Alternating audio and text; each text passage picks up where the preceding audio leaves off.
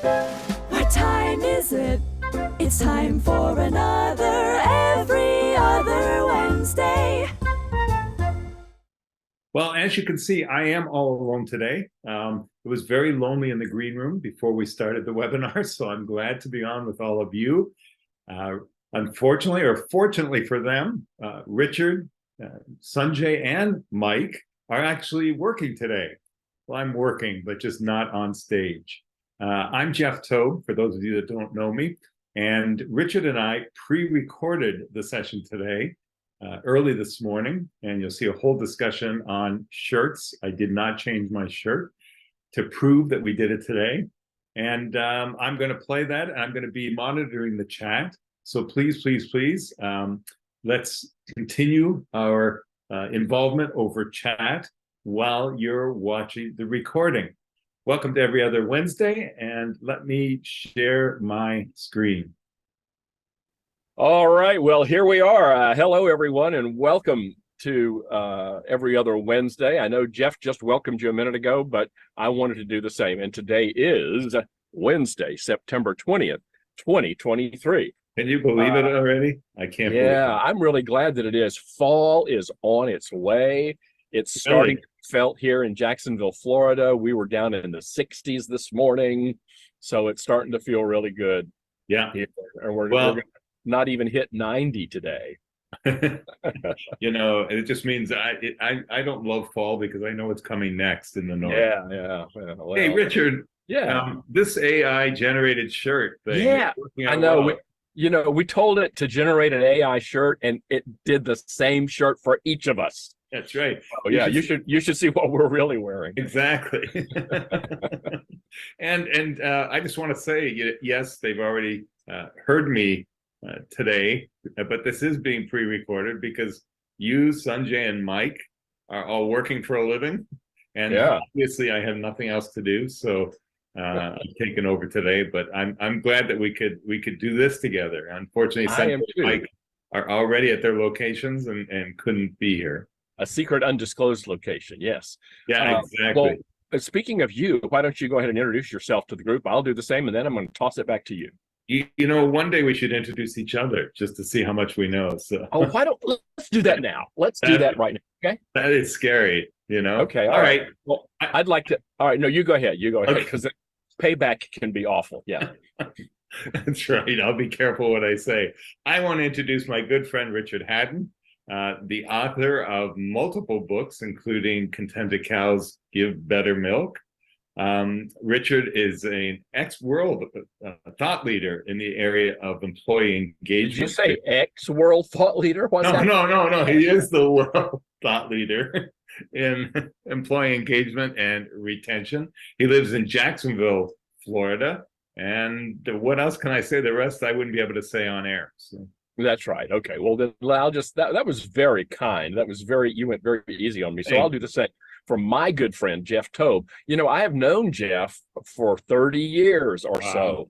Known him really well the last 10 or 12, but yeah, about 30 years. Jeff, but he was born in Fergus, Ontario, Canada. And Jeff is an author and speaker and facilitator and trainer extraordinaire. And he is known all over the place for his work on creativity and his brand Coloring Outside the Lines, and also does a lot of work in customer experience, not just customer service, but customer experience. So it is my pleasure to share the virtual platform with him, as we do every other Wednesday, and especially today. And thank you for not mentioning the recent jail term too. Okay, well, I didn't know if that was still, that's still, being debated. It's a little too fresh. That's right. Hey, listen, we talked a little bit about what we were going to do this week, and I landed upon an article that I read, and I just thought that it was a good entree into some of the topics that we've talked about before, but there's some new areas as well. A little bit more depth, I think. Yeah, it was put out by O.C. Tanner. It was called what was the title? I forget. Well, it was the title of the whole thing was 5 culture trends for 2023. And this is couched in the setting for tech organizations. But as I went through it, I don't think it I don't think it has to be limited to tech No, organizations by any means. exactly. Although we do have some tech organizations on the call typically. Yeah, so. we do. So the first thing, Richard, that we'll start with is was number one on their list, and that was that employees want more from their work. And I'll start by just saying I was thinking about a few things of what do employees want, and that maybe that's couching it a little different. And the first one I came up with, was recognition and appreciation, and it's something that we both talk about. I think it's a key to figure out new ways constantly to recognize and appreciate our employees. What do you think? Oh, I think there's a lot of different ways to look at that. And, I think people have always felt that way. But part of what we're talking about today are some trends. And I think people are asserting that desire a little bit more today than they have in the past. I think there's been a steady growth of that. When I think back, a lot of times when I think about trends in today's workplace, I think about when I first started working. We won't say how long ago that was. I was going to say, you remember that? That's so long ago. I do, yeah. But I also think about my parents and my grandparents and my wife's grandparents and things like that. My wife, of course, was born and raised in Scotland, as were all of her parents and grandparents and all that. I mean, her grandfather was a blacksmith. And here she today is a project manager in an IT organization for a nonprofit. Just two generations apart from that. And I'm wondering if he felt the need for appreciation in his work as a blacksmith in the steel works of Glasgow, Scotland, in that area. I imagine he was quite happy to get his pay, right, come home and raise his two sons, and that kind of thing. Yeah, my dad used to say, "You go damn hungry on thanks." Yeah, exactly. And because he wasn't appreciated, he wasn't recognized, and that was okay. Do your job. That's right. Do your job, get paid, and go home. Try that today, right? Because I sometimes, when I'm speaking to an audience, I'll definitely, every now and then, I'll have somebody who'll say, all this hooey about thanking and appreciating and all that. He said, you get paid. How much more appreciation do you want? And I mean, go for it if that works for you. Yeah. But I just think in today's, in where we are today, that's not going to work. And I'm a real pragmatist. And I say to audiences all the time, you can complain and resist about the changes going on in the workplace now, or you can stop your belly aching and go for it and see who wants to come work for you and who wants to come give their discretionary effort and do the very best job. So that was a long-winded way of starting to answer your question. Right. I think people do want genuine appreciation. And here's kind of how I look at it. Think about any relationship that you have. The minute you begin to feel taken for granted in that relationship, what happens? Yeah, it starts to deteriorate. That's right. And the same thing is at work. So I think rather than always, going over the top, and, I get tired of hearing people talk about participation awards and all that. That's not what we're talking about. Rather than going over the top, I think it's a steady, every day, making sure that the people who work with you know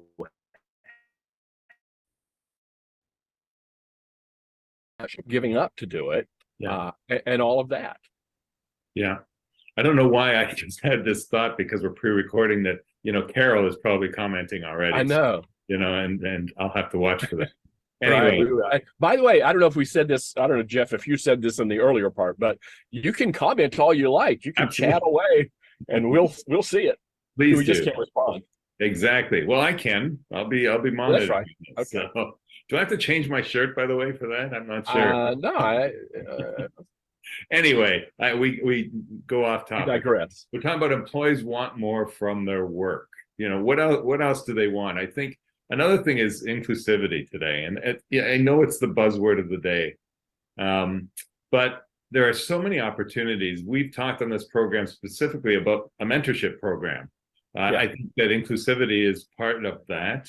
I think that developing, no matter the size of the organization, developing a formal mentorship program is a key. I think that we have to celebrate employee differences. I'm trying to think of what else is included in inclusivity, and why do you think it's such a hot topic today? Well, I think it's about kind of expanding your mindset, to what when we think about our own individual lives, most of us have a pretty limited experience and things, but I think it's much more today than in previous generations. Again, I think about my grandfather-in-law, whom I never met. I'm sure, well, I know for a fact he never left Scotland in his entire life. Right. He probably never went out of town very much. He didn't experience anything except people who were very much like him. Well, that's not the case today. And so it causes us to bump up against people whose whole way of living and the whole set of assumptions about life is very different from ours. It doesn't mean ours is right and theirs is wrong, or vice versa. It's just different. Yeah. And I think that puts a little stress on our minds and on our psyches. Right. I happen to be somebody who likes that. I like to learn about different cultures, and I don't just mean national cultures, but just whole different ways of living, and so forth. If it works for you, that's fine. It's not bothering me. Go for it. Yeah. Some people, I think, have a lot on their minds already, and they don't necessarily have a lot of energy or room to make for those differences that are there. But I think the studies have shown, and I think just experience shows, that when you have a lot of different perspectives, you can get better work done than if everybody's just kind of coming at it from the same angle. Yeah. Yeah. No, for sure. And I think that it's not just a buzzword. I think that we talked a little bit about the fact in the green room, as I like to call it, before the show, we talked about the fact that we both done some research on Gen Z coming to the workplace. And I think with different generations, and especially younger generations than us, are looking, for more from the workplace. They're looking for inclusivity. Right. And they're taking their experience in the first 18 to 21 years of life, and when they get to the workplace, sometimes it's a hard, a rude awakening, because it's super, super different. Yeah. And I think that takes away some of what they can give to the workforce. So I think if it's a little bit easier entry, I think they're gonna do better with that. Yeah. Well, I mentioned Gen Z specifically because they've been so connected to devices. I think that they're looking for a workplace where they feel included. Actually, I read that Gen Z is looking for, face-to-face, body to body. That doesn't sound right. In-person experiences. And I was shocked because I thought that they would be most likely to work remotely and not really, want any supervision, but they're not like the millennials. They're very different. No, they're different in many ways. I've heard somebody say they have evolved a bit from the millennials. Right. Now, that's not to throw any shade on the millennials. No. Between you and me, we are the parents of 4 millennials, right? Right. And so I have a soft spot in my heart for them. But interesting thing that when we think about Generation Z and their connectedness to devices and the internet and all that, here's how I think about it. For them, the internet is not a thing. It's not a new thing. It just is. So it's kind of like cars have been around for generations when we were born, and we cannot imagine a world without cars. Okay. Right. Well, Generation Z has no perspective of a world without the internet and the phone. So it's not cool for them. It's not exotic. It's not wow. It's just is. It's kind of like air conditioning, here in Florida. It just kind of is. Right. So I think you have to approach it from that point of view, and just know that, if you're not set up for all of that, they're going to think, what kind of a place am I coming into? Wait. We're almost the same age. And I do remember not 6 months apart, in fact. Yes. I do remember not having air conditioning, especially in a car. I do too, believe it or not. I am that old. Yeah. The first 7 years of my life, we did not have air conditioning in our home here in Jackson, Florida. And then remember when it was an option when you bought a car? So. Yeah. Anyway, so and so I think inclusivity, one of the things I wanted to mention when I thought about this is that it's actually gone full circle, because I'm back with my clients suggesting or talking about suggestion boxes. Now, I'm not Yeah. talking about a box in the wall anymore where you put a slip in, although it depends on your setting. If it's Yeah, manufactured, if that works, go for it. exactly. But I believe that we're back to the age of listening to our employees, and in that way, we're including them. It's about providing, constructive feedback to suggestions as well. One of the things that I say, and it's like well, duh, but people, aren't doing it. Listen, Jeff, you and I have made a living from standing on stage, Yeah. giving people does Exactly. because they don't think about it, and that's our job, is to make them think about it. Right, you're right. And what it is it's saying you've got to react to every suggestion, and so be prepared. And then when I say react, it doesn't say, I'm not saying you've got to implement every suggestion, but if I give a suggestion as an employee and it can't be done, or you're not going to do it, you need to tell me why, and tell me why it can't be done, and that's all I need. But if you don't respond, again, I'm not feeling included. So Well, and I think if you don't respond, and if there's a pattern of not responding, you're going to see the input to that suggestion box go way down, because people, yeah, we exactly. see that with employee surveys. If people do surveys and then they don't do anything based on the results of the survey, people stop responding to the survey. Yeah. I want to talk about something else related to this whole issue of people want more from work, and that is, we've known for the last couple of generations that people really do seek to make sure that what they're doing makes a difference, that there's an impact, and it can be on different things. And I think about the jobs that I've had over the years, and of course, neither one of us has had a real job for 25 years or so. But I like to think that what I do, what you do, does make a difference. That's why obviously I love getting paid for it, but I love the applause. I love the feedback. I love the evaluations, especially if they're good. But think about other jobs. The first real job I had while I was in college, this is going to make me sound like I'm 108 years old. I'm not. But I was an overseas telephone operator. I remember that. I remember you saying I was an international telephone operator. Anybody there under 40 is saying, what was that? And that was back in the days before you could pick up your phone and call, Papua New Guinea on your phone or something. And I can remember talking to people on the other side saying, oh, I haven't talked to so-and-so in so many months because it costs $15 to make this call. I hope you can get them. I hope you can get through. And when I did that and connected them, just hearing, even if it was in a language I didn't speak, hearing the joy as I was exiting the call. No, operators do not sit in and listen on the call.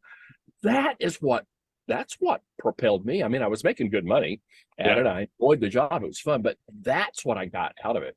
And you and I both do a lot of work in healthcare. And that's where we see, that's what's keeping people in healthcare healthcare. It's certainly not the pay. It's certainly not the pay, although most of them are paid okay, but it's the stress and all of that they're under, especially now. But they keep doing it because they see that they're making a difference in people's lives. I'll be speaking for a client later today that is in the adolescent mental health space. Talk about feeling, do you have an impact on something? I think that's what people are looking for. Now, then you say, okay, what if, because I also had a client for many years that makes potato chip bags. Yeah. Now, how do you get the same kind of feeling from printing food packaging that you do from working in adolescent mental health? You think it can be done? Yeah, no, absolutely. And one of the things that I tell manufacturers, and I happen to speak a lot in the manufacturing space, is that one, it's going to take more effort, and I actually use healthcare. You got to be more creative. Example. Yeah. And recently I was talking to the CEO of a company through Vistage, which I know as well. And they're just that. They make oh, there you go. They make widgets. Yeah. Well, Vistage itself, I should explain, is in any given city is a group of CEOs who get together and work on their business once a month. And one of these CEOs was a manufacturing company, and they basically make widgets. And when I say that, I don't even remember what it's called, but they make a part that goes in a government. They work with the defense industry, and it goes in some kind of machinery, and nobody ever sees it. But the machine wouldn't work without it. Okay, right. Well, that's the background. And we were talking about this. The reason I was snoring was just, yeah, in general, people saying, oh, this is not very interesting. I know. You got to find a way I'm to getting make there. it exciting for the people who are doing that. Exactly. I'm getting there. And what he does is they have about 125 employees, and each year he takes a group of employees, and I don't know how he determines who's in it, but he takes them on a field trip. And the bottom line is he takes them on a field trip to see how their part is such an intricate part of what they do. Yep. Yep. Then he said he also gets it's for the Navy. So he also gets the admiral who's in charge of this whatever it is, construction and design organization in the Navy, to actually address his employees, to tell them how important what that little piece does to protect the country. And I thought, wow, this is so powerful, right? And I thought that is absolutely telling people that they are included and that they are important at what they do. Well, and you're right, and it takes some creativity. I similarly, I had a client that made hospital products, and they, those people were just like, oh, what are we doing here? I don't know. And we took them on a field trip to see how their products are used. My business partner, Bill Catlett, was in the early days of FedEx, and he tells a story that from time to time he would, and he worked in HR, and in training at FedEx, but he would go with the pilot. He would fly with the pilots to see what it was like. He would go and ride with the delivery drivers to see what it was like, so that he didn't suffer from just having a closed off perspective, and so he could make sure that he was able to tell people how important their work was. Yeah. Well, one more thing, and we'll get off the first trend of employees want more from their work. The last thing I was thinking about is that, and maybe it's generational, you can talk to this, but I think that employees want outcomes more than output. Does that make sense? So I had read a study, I think it was by Citrix, that they found that 85 or 86% of employees prefer to work for an organization that rewards outcomes and not output. Right. And that leads us into remote work, right? Right. Yeah. I often mention this huge company that I'm working with here in Pittsburgh on an ongoing basis. And they are project driven. As long as you get your project done, they don't care, and on time and on budget, they don't care. And so I love that mentality. And I think that's what new employees want out of work, is more outcome oriented. Yeah. And yet I read every day things that just make me, the phrase that I come up with is, some of us are stuck on stupid. When I see, is that like a meter, and it just like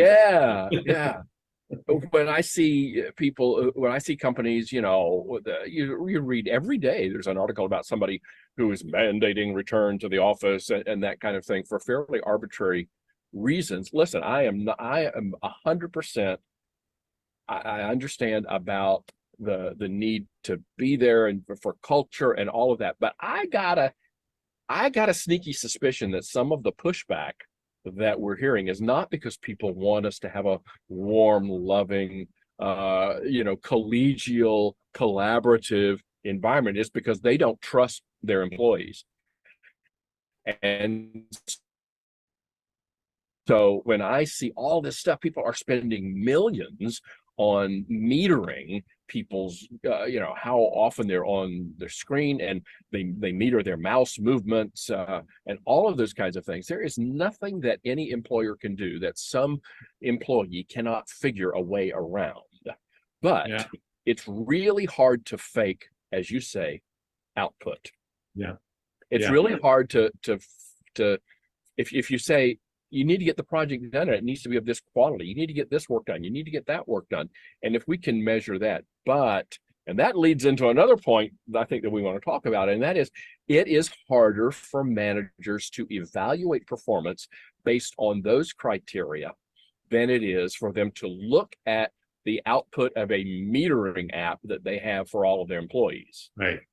Exactly. And I think all the while, and we've said this on this podcast many times, that one of the CEO's biggest responsibilities is setting the culture in an organization. And if the culture in the organization is, we don't trust you, we think you're going to try to nickel and dime us out of everything that you're doing, everything's going to be very different than if the culture is, look, we trust you. Here are the requirements. If you meet those requirements or exceed them, we will reward you. If you don't, we'll say goodbye and wish you well. But so that, I think, is what drives so much of this. And spending millions of dollars to see what every little movement is from every employee is, to me, like I said, it's stuck on stupid. Yeah. All right. That's one trend. What was another trend? And so the other one was that we saw was that leaders are increasingly burning out. I mean, we talk a lot about employee burnout and, are we working them too hard and all of this? And yeah, we probably are. But we don't hear a lot about leader burnout, but it's something I'm beginning to see more and more of. Are you? Yeah, no, exactly. And it's interesting because I think there's a void in leadership in a lot of organizations because of it. I don't know if it's because they just have more choice to go somewhere else and do something more along the lines that they want to do. My theory is that many leaders have been doing what they do for a long time, and maybe the original reason that they were doing it is not what they're looking for in their lives now. Not what drives them now. Exactly. And so they're looking for something that does fulfill them, because I think they know it's out there. That article said that only 1 in 3 managers were emotionally engaged at work. And emotionally engaged is something I think that I hadn't really thought about versus just engaged, right? I think emotionally engaged means we're going to keep this family friendly, but I think it means you give a darn about what's going on there, at an emotional level, not just at a production level. Yeah. And both of us talk about engagement, and that article also said that managers experienced the highest drop in engagement over the last year. And so very interesting, we both know about the Gallup poll that's done the State of the American Workforce every year. I'm curious to see if that's accounted for in this year's report. I don't know. It is interesting that in the last couple of years, their overall engagement score has gone up, that more people are, slightly more people are engaged, fewer people are actively disengaged. Yeah. And they do attribute some of that to the changes in the location of people at work. Well, yeah, I think it's that, and the fact that managers or leaders, are saying that they have more responsibility now since the pandemic, right? Why do you think that is, Richard? Why do you think that? I think leading people in anything other than a traditional work setting is a different set of skills from leading them in a traditional work setting. Mm-hmm. And so, we had, everybody was at work, and then we have where everybody who could was working remotely. And then we've had this coming back in. You've got the whole complication of, there's some organizations that have people that cannot work remotely. They simply cannot do take a FedEx driver. They can't, send their things off remotely. Right. A physician can do telehealth sessions like this, but they cannot do telehealth surgery. So there's a lot of, and manufacturers, that's a huge area where they have people who cannot work remotely, but then they have people who can work remotely. There's this whole issue of the resentment between the haves and the have-nots, and the heres and the here-nots, and all that. And I think managers are saying, oh, come on, can I just do my job without having to arbitrate these arguments between this side and that side? And then they're also having to stay in touch more. We know that in order to be a great leader in a remote or hybrid setting, you've got to, that's what I say, turn up the volume and the frequency of communication. It's harder.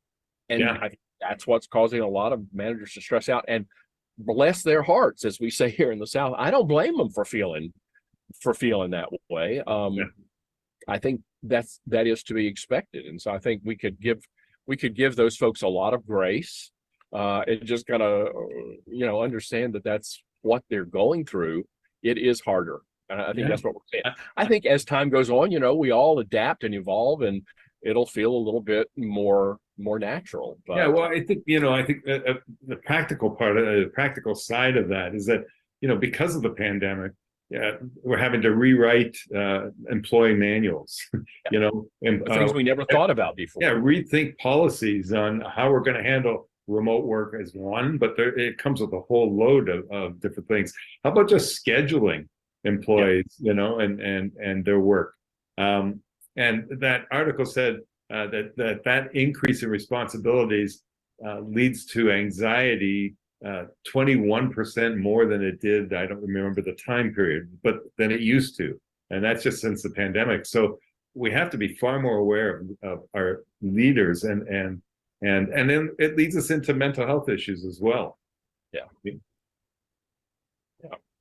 So, I mean, who would have thought we'd have been talking about managers being stressed? But, I think stress goes for a lot of folks. Yeah. And another thing that we were thinking about was this idea of community, and people saying that, it's important for people to have a feeling of community in the workplace. And again, I can hear the naysayers, right now saying, I didn't need community when I was going. What you needed, frankly, is irrelevant. Right. I think we got to continue to look at what causes people to respond in a positive way. And if creating a sense of community does that, I know we have talked to folks here on this podcast who really go long stretches to try to create a sense of community. Yeah. And here's why I think that is important. And this has always been the case. It's not something brand new. It's pretty easy to leave a job, especially today. It's pretty easy to leave a job, to leave a workplace, to leave a boss. It's a different matter when we talk about leaving a community. Right. So if I feel like I'm a part of a community, there's going to be a little extra tug there. If I start looking for greener pastures, but I got a community feel here, and I might not even be able to articulate it that that's what it is. I might say, I'm going to put up with A, B, and C because I get D, E, and F. Right. Community feels. So then, I mean, what do you think about it? I see you're chomping at the bit to say something. No. It occurred to me that we've talked about inclusivity. We're talking about community. What's the one word that comes to mind when you talk about that? It's belonging, right? Belonging. Yeah. I think employees are looking for that sense of belonging, and we have a great opportunity. Again, no matter the size of our organization, for this thing called community. And some people are going, well, I don't get it. How do you define it? Well, it is that sense of belonging, things you can do, I think, literally to bring your employees together. For example, I just, worked with a company, they're 400 or 500 employees strong, and they have an active book club. Yeah. I mean, and I'm sure two of the books that they read the most are yours and mine, right? No, of course. And it's funny you say that because I offered my book to them, and they actually bought one for all their senior managers, and they bought one and they just pass it around. Yeah, exactly. They copied it. No, they bought one for each, and then I offered to be a part of their book club that the day that they discussed it. They said no. They thought I might be prejudiced. Okay. That might be a little too much, Jeff. Right. But I think it's about creating mutual learning opportunities, right? Yeah. Where and by the way, it's cross-functional. It shouldn't just be, it shouldn't just be a funnel of everybody in one department, you mean? This department, yeah. Instead, I think creating a collaboration across is another way to create community. So how do you do that? One way you're saying is social events. You're talking about things that bring people together. I know organizations have affinity groups. Yeah. It might be around, a whole bunch of different things. The thing the word that I often see associated with this is family. Yeah. So, one of the things that we do in our company is employee surveys, and we have an entire turnkey process for doing that. And part of our survey is obviously some written, comments that people can make, and we read those verbatim comments. in the companies that score the highest, I see in fact, we do a word search, and I see the frequency of the word family coming up a lot Right. in this organization. That, it feels like a family. Yeah. Several decades ago, I heard a prominent speaker who said, the workplace is not a family. It shouldn't be a family. And at the time I bristled, and now I completely disagree with that. I think it's perfectly healthy. He was saying, it's not a family, it's a business, and that's unhealthy if you have, the patriarch and the matriarch and all that. No, I think a family feel in an organization is very healthy and productive. Yeah. No, I totally agree. And you said experiences. How about just eating or cooking together? Oh, yeah. Well, one of the things I remember when we were researching for the first book, Contented Cows Give Better Milk, talked with somebody from Crate and Barrel, which is a homewares store. I talked with someone at corporate there, and she said, we do a lot of group eating. Yeah. She said, we get together here in the office in Chicago, we break bread together, and that's where we form some of those bonds. Yeah. And we know psychologically that there is something about sharing food together that is different from just sitting in a room and, having a glass of water. Yeah. Well, it's funny, I was talking about motivation. How do you motivate people? And food will do it for me. Exactly. One of the hospitals I was working with, and somebody said more money, and somebody said forget it, more food. More food. Exactly. Have you noticed that in the hospitals sometimes the food that they have for breaks and snacks is not what you would expect to see in a hospital? No, that's exactly right. Donut companies love hospitals. Yeah. Yeah, I know. You know what?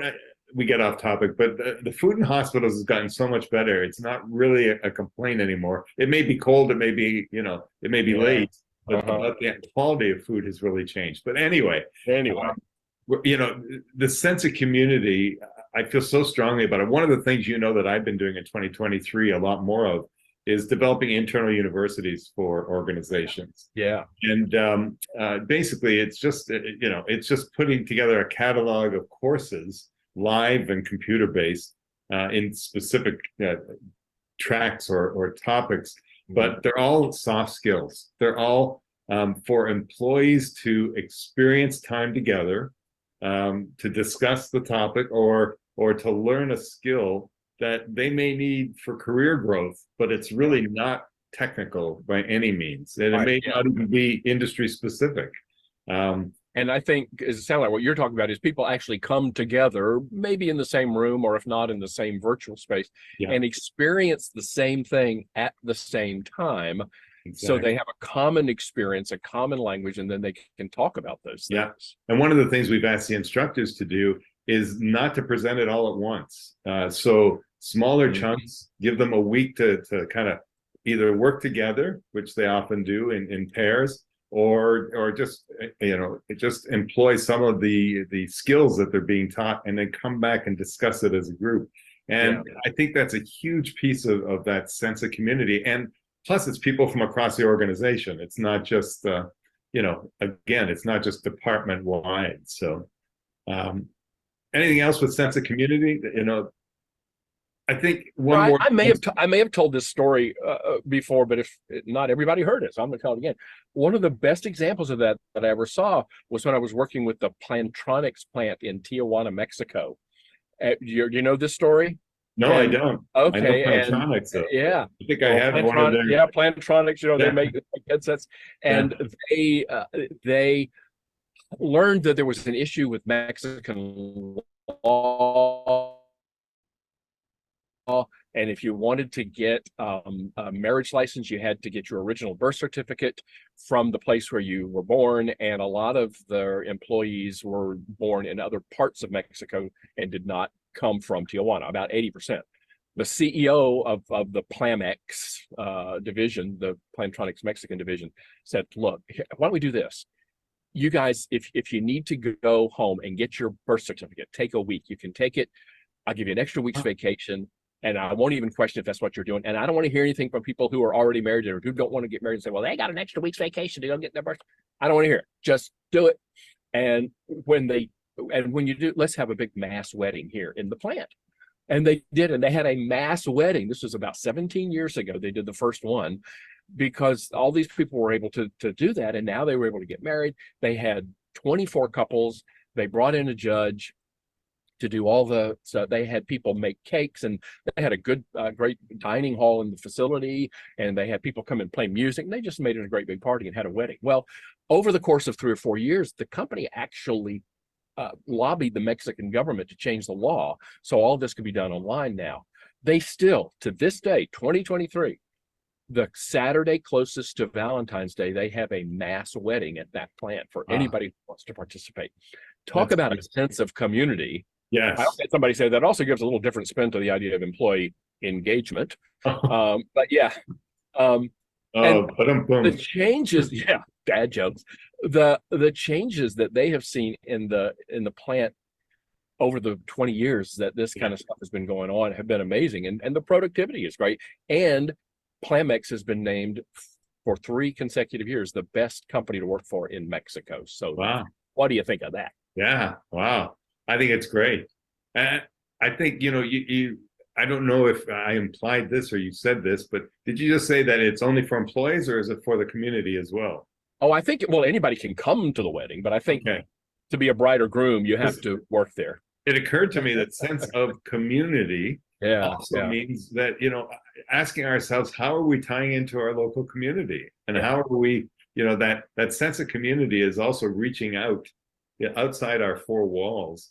And how are we working with the community, which I know that so many of our listeners do the same thing in their communities, but just something to think about. Yeah, because, the community really does give us I don't want to say the permission, but sometimes it requires the community's cooperation for us to continue to operate. Yes, no, exactly.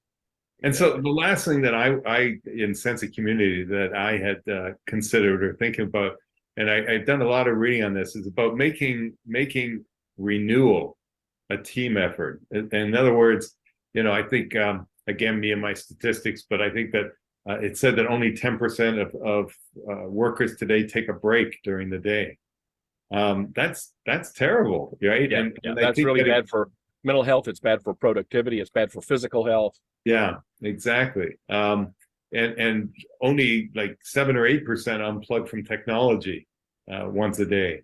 And so again, those are just things that I think also the community needs to get involved in helping. If we know this, we need to help our fellow workers rest and relax a little bit. I'm not saying, slack off from work, but I am saying you need to take a break once in a while. Take a break. Yeah, definitely. What do you think, Rich? Maybe I'm getting off topic, but I think there's a new trend, and I think there was even a book written about it, but of working, a 4-day work week and working. Oh, well, harder, I think you may not have been on the episode where we talked about that a few weeks ago.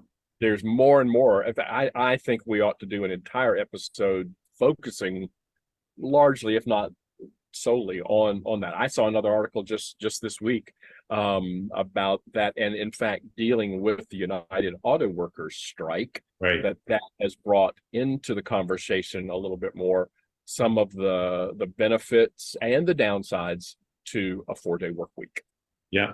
And the whole issue generally is it 4 days, 40 hours, or 4 days, 32 hours? Yeah. And is it less pay, more pay, the same pay?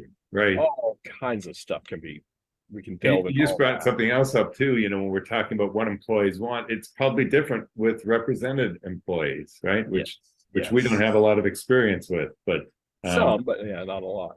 Yeah, exactly. Well, one of the